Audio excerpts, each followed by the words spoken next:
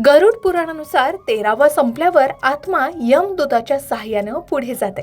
या प्रवासात आत्मा आपल्या कर्मानुसार विविध मार्ग, दृश्य, अनुभव पाहतो। हा प्रवास साधारण 17 दिवसांचा सांगितला जातो। या काळात कुटुंबियांनी सातत्यानं तर्पण आणि पिंडदान केल्यास मार्ग सुलभ होतो। गरुड पुराणात सांगितलंय की मृत्यूनंतर 1 वर्षात आत्म्याच्या कर्माचा हिशोब मांडला जातो। या काळाला वार्षिक श्राद्ध काळ म्हटले जातं। वर्षभरातील श्राद्ध, मासिक तर्पण, पिंडदानामुळे आत्म्याला स्थैर्य मिळतं। यानंतर त्याच्या कर्मानुसार नरक, स्वर्ग किंवा पुनर्जन्म ठरतो। मोक्षप्राप्तीची सूक्ष्म शक्यता देखील सांगितली आहे। गरुड पुराणाचा मुख्य संदेश म्हणजे जसे कर्म तसा मृत्यूनंतरचा मार्ग। कोणतेही मंत्र, पूजा किंवा दान हे कर्माशिवाय फळ देत नाही।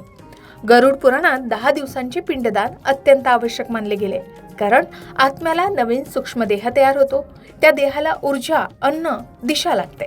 पिण्यासाठी तर्पणही आवश्यक आहे। गरुड पुराणातील यमराज सुद्धा भीषण नाहीत, ते न्यायप्रिय, शांत, समजूतदार आहेत। पापानुसार शिक्षा आणि पुण्यानुसार स्वर्ग प्राप्ती देतात। गरुड पुराण म्हणते की कर्मानुसार नवीन जन्म मिळू शकतो, पुण्य पाप भोगावंच लागतं, सर्व जन्म मरणातूनही मुक्ती मिळू शकते। गरुड पुराण सांगतं की आत्मा 13 दिवस पृथ्वीवर असतो, नंतर 17 दिवस यमलोकाचा प्रवास करून 12 महिने कर्मन्याय मिळतो। त्यानंतर पुनर्जन्म, स्वर्ग आणि मोक्ष मिळतो। पूर्ण प्रवास हा कर्मावरच आधारित असतो।